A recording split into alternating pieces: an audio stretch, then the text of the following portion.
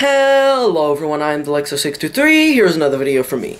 Now you might be wondering, what is this wall? What is this wall that you see behind me? Well, today is a very special occasion, because today I am ranking the Quentin Tarantino movies. Except for Jackie Brown, because I haven't seen it yet. So, without further ado, here is my ranking of the Quentin Tarantino movies. Let's get...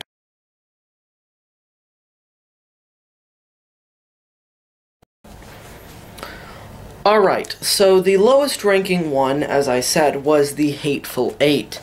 Now, I do not own The Hateful Eight because, as you can see, The Hateful Eight is not in here, in this collection. The last one that's in the collection is Django Unchained. Now, The Hateful Eight was kind of tied with Death Proof because I didn't personally think they were as good as some of his other movies. Yes, of course, The Hateful Eight has his normal, out of order storytelling, but that's not enough to save this movie and move it up a spot. Now, am I saying this film is bad? Not at all. It is great, but it's not as good as some of the other Quentin Tarantino movies. So next, let's move on to Death Proof.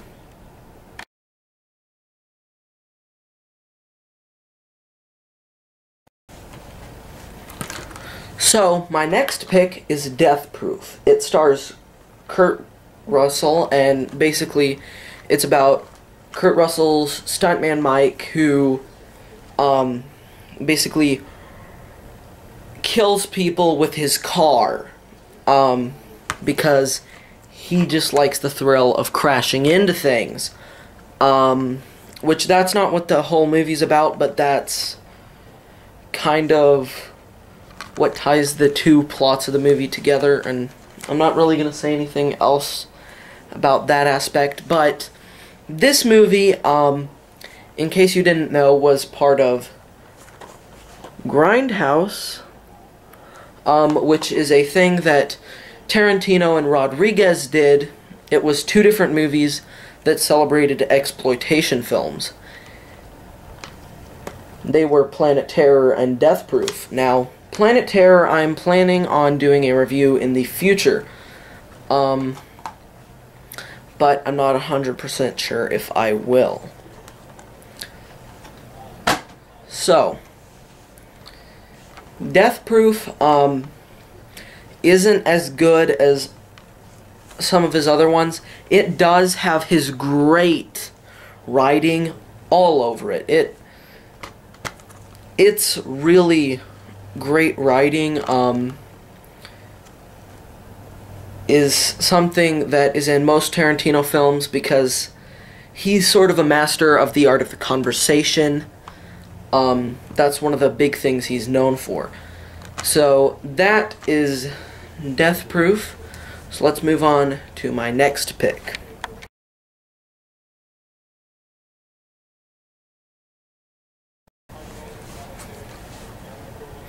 Alright, so next, surprisingly, I'm gonna have to put Kill Bill Volume 1. As much as I love this movie, it's not as good as the second one for a large amount of reasons. And it is very violent, and I love violent movies, don't get me wrong, but the violence at times can look very, very fake. Which, I mean, yeah, the blood and slashing is realistic, but the amount is where it looks fake. Like, someone's arm gets chopped off and his wound gets turned into a geyser that spews a bunch of blood. There was so much blood, in fact, that, fun fact about this, there is a scene that they had to put in black and white because of how violent the scene was. So this film isn't really as good as the second one, but that's not saying it's bad because it is a great movie. Both Kill Bill Volume 1 and Volume 2 are great, but I have to separate them. So that is my description of Kill Bill Volume 1, which it stars Uma Thurman. And if you want to know more information, once again, check out my review on it. So my next pick is Django Unchained.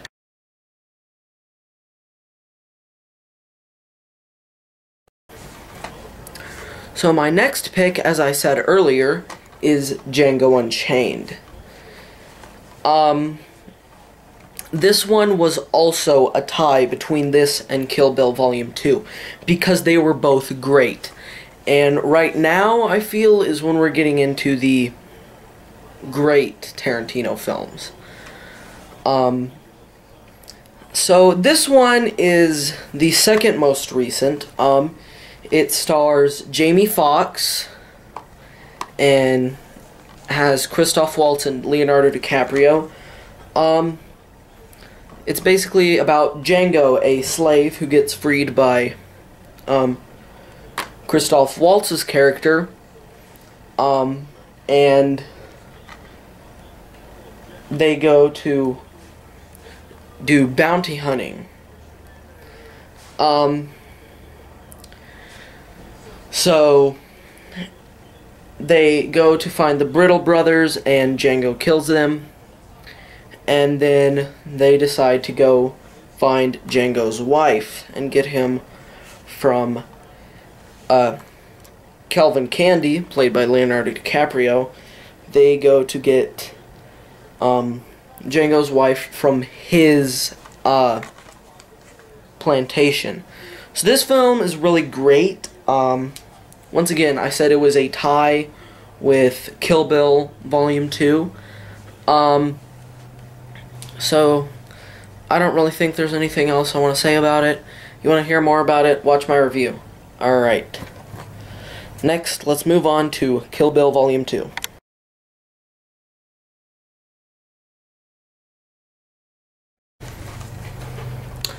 So, my next pick is Kill Bill Volume 2, as I said earlier.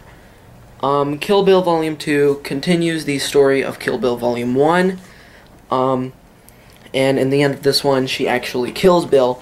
I feel like this one is actually better because it has a lot more of Tarantino's signature conversation, which I feel gives it a little bit of a boost over Kill Bill Volume 1, and I thought this one was slightly better than Django Unchained, so that's why it is above that on the list.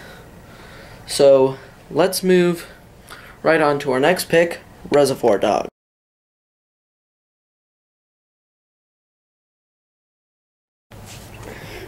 So, my next pick is, pretty unsurprisingly, Reservoir Dogs, Quentin Tarantino's first movie.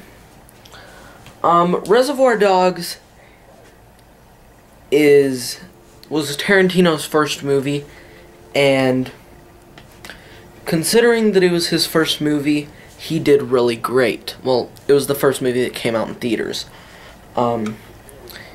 He did direct a film before that, but all of the footage was lost, I believe.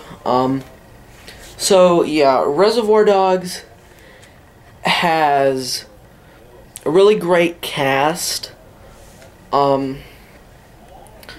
considering it's directed by this Hollywood nobody that hasn't really directed any movies yet, but, yeah, Reservoir Dogs was what kicked off Tarantino's career, but of course, it wasn't his best one. That pick goes to one of the ones coming up. But before that, we go to the next one, which is Pulp Fiction.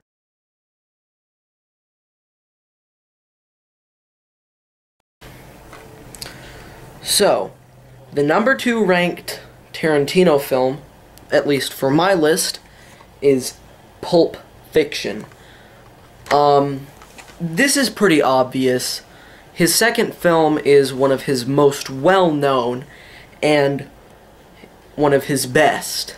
I mean, considering that it's number 2 on my ranking, it's pretty universally liked. This one has great writing. The directing is good, but that's not where this shines through. Where it shines through is the writing. Because my top 2 picks are very great for different reasons, which I will go more in depth to with my number 1 pick. Speaking of, let's move right on to my number 1 pick.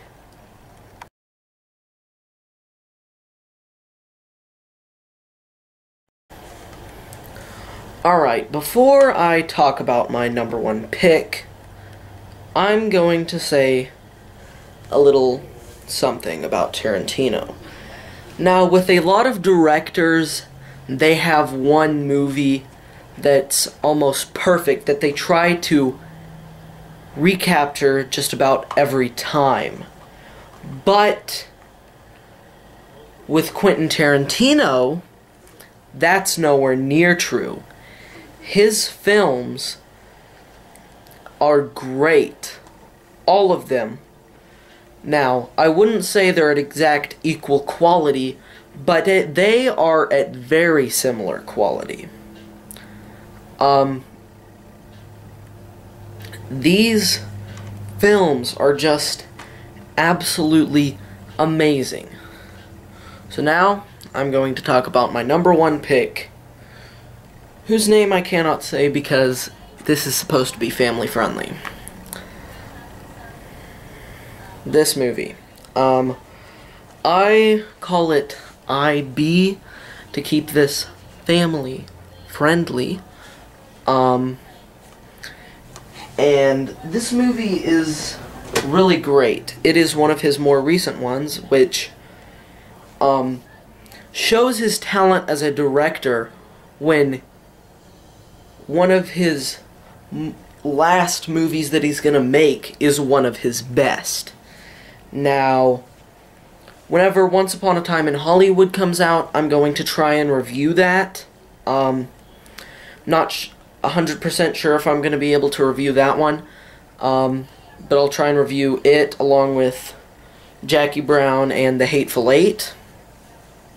But this movie is really great. The directing is where this one shines through, and cinematography. Because the suspense is one of the big elements of this film. Like, okay, Christoph Waltz's character, Colonel Hans Landa, I can't not talk about this opening scene. So, Hans Landa comes to this, I believe, French person's house to inspect if he is hiding Jewish people or not. By the way, this takes place during World War II. So Colonel Hans Landa, instead of at the beginning going like, I know you have Jews in your house, he is like, may I come in? He gives the impression that the owner of the house, the Frenchman, is under control and has the situation under control. But by the end, after all the suspense is done, and I recommend you check this film out because of its suspense, but after their little friendly conversation is done, he's like, are you hiding, Jewish people? And he knows that the guy's hiding them. And he asks the man if he's hiding Jewish people, and the guy says yes. And they're speaking English, which the Jewish people under the floorboards cannot understand. So that gives even more suspense, which suspense is cranked up really high when it goes under the floorboards and shows the Jewish people under there. And basically, after he learns that the Jewish people are under the floorboards, he switches back to French and says, "That was a wonderful conversation," and basically says goodbye. And the soldiers tiptoe in, and the tension that has been stretched finally snaps, and they start shooting the floorboards, killing the Jewish people hiding underneath. So just because of how suspenseful this movie is, I suggest you check it out. It is a great film. So that is my ranking of the Quentin Tarantino movies. I hope you enjoyed it. And I hope you enjoyed the fact that I was able to edit this video, which I used Movie Maker 10 for. But enough of my rambling about that. So that's the end of the video. I hope you enjoyed it. If you've seen the Tarantino movies, do you agree with my choices for the ranking? Tell me in the comments below. And if you have any suggestions, please don't keep it to yourself. Tell me if you want me to review something, and I will try to check it out. There are quite a few films that I have lying on the back burner wanting to review. One of them is Death Note, which I will try to review. I just need to finish the series. But that's all for my little mini announcement. This is Alexa63, signing off.